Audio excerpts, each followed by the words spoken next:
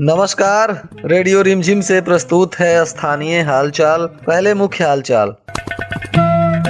गोपालगंज विधानसभा का उपचुनाव शांतिपूर्ण तरीके से संपन्न।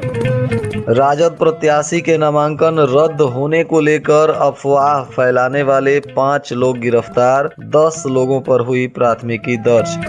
शाम 6 बजे तक लगभग 51.48% लोगों ने किया अपने मतों का प्रयोग। दियारा क्षेत्र में घोड़सवार पुलिस ने किया पेट्रोलिंग। ड्रोन से रखी गई निगरानी। पराली जलाने वाले किसानों को नहीं मिलेगी सरकारी योजनाओं का लाभ। कृषि पदाधिकारी ने दी जानकारी। स्थानीय हालचाल के इस अंक के साथ मैं अनिकेत मिश्र। अब हालचाल विस्तार से। गोपालगंज विधानसभा उपचुनाव में पूरे शांति व्यवस्था के साथ शाम 6 बजे तक मतदान की प्रक्रिया चलती रही और 6 बजे तक कई मतदान केंद्रों पर भीड़-भाड़ भी देखी गई। हालांकि जिला प्रशासन ने पूरी शांति व्यवस्था के साथ मतदान संपन्न होने की बात बताई। इस दौरान सभी 330 मतदान केंद्रों पर मतदान को पूरी मुस्तैदी के साथ सुरक्षा व्यवस्था के जवानों ने संपन्न करा दिया। इसमें जिलाधिकारी और पुलिस अधीक्षक भी पूरे दिन कई संवेदनशील मतदान केंद्रों का दौरा करते रहे। कई दर्जन मतदान केंद्रों पर जिलाधिकारी और पुलिस अधीक्षक ने पहुंचकर लोगों से वहां की स्थिति के बारे में जाना और सुरक्षा व्यवस्था का जायजा लिया, जिसके वजह से सभी जगहों से शांतिपूर्ण मतदान होने की खबरें आई। हालांकि पेट्रोलिंग मजिस्ट्रेट और अन्य वरीय पदाधिकारी भी अपने अपने क्षेत्र में पूरी मुस्तैदी के साथ डटे रहे और लगातार पेट्रोलिंग होती रही। इस वजह से कहीं से भी कोई भी असामाजिक तत्व शांति व्यवस्था को भंग नहीं कर सका और पूरी सुरक्षा व्यवस्था तथा पारदर्शिता के साथ मतदान को संपन्न करा लिया गया। चुनाव के दौरान दोपहर में राजद प्रत्याशी के नामांकन रद्द होने की अफवाह सोशल मीडिया पर फैलाई गई, जिसके बाद पुलिस ने इस मामले में त्वरित कार्रवाई करते हुए 5 लोगों को हिरासत में ले लिया और पूछताछ कर रही है। इसके अलावे राजद के प्रत्याशी मोहन प्रसाद गुप्ता ने नगर थाने में 11 लोगों को नामजद आरोपी बनाते हुए प्राथमिकी दर्ज करवाया है, तो वहीं कुछ अज्ञात लोगों को भी इसमें शामिल किया गया है। जिसके बाद नगर थाने की पुलिस ने प्राथमिकी दर्ज कर मामले की जांच पड़ताल शुरू कर दी है। जिन लोगों को आरोपी बनाया गया है उनमें से अधिकांश लोग बीजेपी, बसपा और एआईएमआईएम के सक्रिय सदस्य बताए जा रहे हैं। इनमें से कुछ लोगों को पुलिस ने हिरासत में भी लिया है और कुछ अज्ञात लोगों को भी हिरासत में लिया गया है। अभी इस मामले की पूरी बारीकी से जांच पड़ताल की जा रही है। विधानसभा उपचुनाव में शाम को 6 बजे के बाद जिला निर्वाचन पदाधिकारी के द्वारा जारी किए गए आंकड़ों के अनुसार कुल 51.48% मतदान हुआ है। इस दौरान इस बार के विधानसभा चुनाव में कुल 1,70,638 मतदाताओं ने अपने मतों का प्रयोग किया है। हालांकि इसके पहले के मतदान में प्रतिशत अधिक हुआ था, परंतु इस बार मतदाताओं में कुछ उदासीनता भी देखने को मिली है। इस उपचुनाव में उदासीनता के वजह से ही मतों का प्रतिशत कम दर्ज हुआ है। इस बार हालांकि दीपावली और छठ पूजा का त्योहार था, जिसमें काफी प्रवासी लोग भी अपने घर आए हुए थे, इसलिए मतों का प्रतिशत और अधिक होना चाहिए था, परंतु लोगों की उदासीनता के वजह से मतदान का प्रतिशत थोड़ा कम ही दर्ज हुआ है। अब इस चुनाव में हिस्सा लेने वाले कुल सभी 9 उम्मीदवारों के भाग्य का फैसला ईवीएम में बंद हो गया है और 6 तारीख को मतगणना होगी, जिसमें गोपालगंज की जनता ने किसको अपना सर्वाधिक वोट देकर विधानसभा पहुंचाने का निर्णय लिया है, इसका औपचारिक ऐलान वोटों की गिनती के बाद किया जाएगा। तब तक के लिए वोट संपन्न होने के बाद सभी उम्मीदवार अपने अपने मतों की गुणा गणित में लग गए हैं।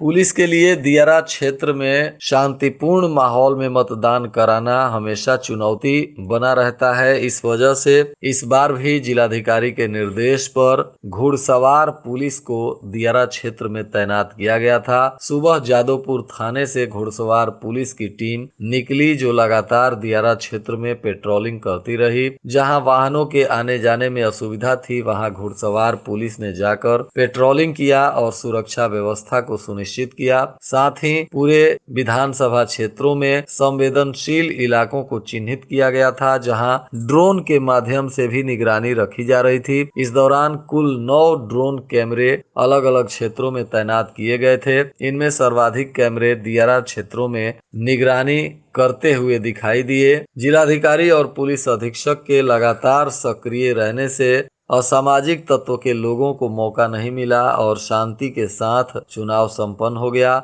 इस दौरान बहुत सारे चिन्हित लोगों पर सीसीए की कार्रवाई की गई थी और जो भी संवेदनशील व्यक्ति था उनकी थाने में हाजिरी लगाई गई थी। इसलिए कई ऐसे लोग जो जमानत पे बाहर निकले हैं, उनको थाने में पूरे दिन बिठा कर रखा गया था, ताकि वे लोग कहीं से भी कोई शांति व्यवस्था में बाधा न बन सके। पुलिस की इन सभी सक्रियताओं से यह चुनाव काफी शांतिपूर्ण तरीके से संपन्न हो गया।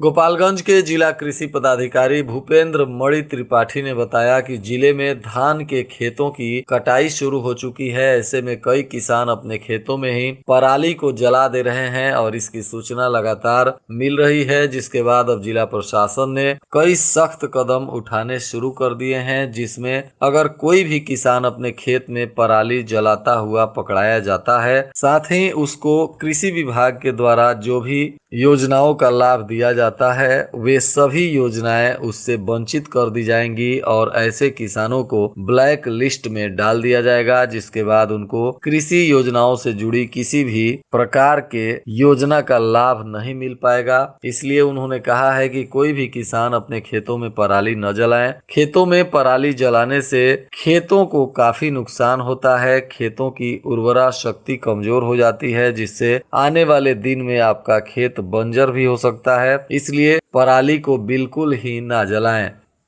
जिले में फाइलेरिया के मरीजों की पहचान के लिए स्वास्थ्य विभाग ने 4 नवंबर से नाइट ब्लड सर्वे चलाने की योजना बना ली है। इसको लेकर माइक्रो प्लान तैयार कर लिया गया है। इसके साथ ही सभी लैब टेक्नीशियन और स्वास्थ्य कर्मियों को प्रशिक्षण भी दिया गया है। जिले के 14 प्रखंडों में प्रत्येक प्रखंड में 2 गांव तथा शहरी क्षेत्र के 2 वार्ड को चिन्हित किया गया है, जहां पर नाइट ब्लड सर्वे किया जाएगा। डीएमओ डॉक्टर सुषमा शरण के निर्देश पर इस कार्यक्रम के लिए एक दल में कम से कम 4 लोगों को शामिल किया गया है। दल के द्वारा एलटी का काम ब्लड सैंपल लेना होगा। दल का एक सदस्य एलटी का ब्लड सैंपल लेने में मदद करेगा, तो एक सदस्य भीड़ को नियंत्रित करने के लिए रहेगा तथा एक सदस्य सैंपल के लिए व्यक्ति का नाम, पता इत्यादि रजिस्टर में लिखेगा और आशा कार्यकर्ता एवं आंगनवाड़ी कार्यकर्ता गांव के लोगों को कैंप स्थल पर जुटाने में मदद करेंगी।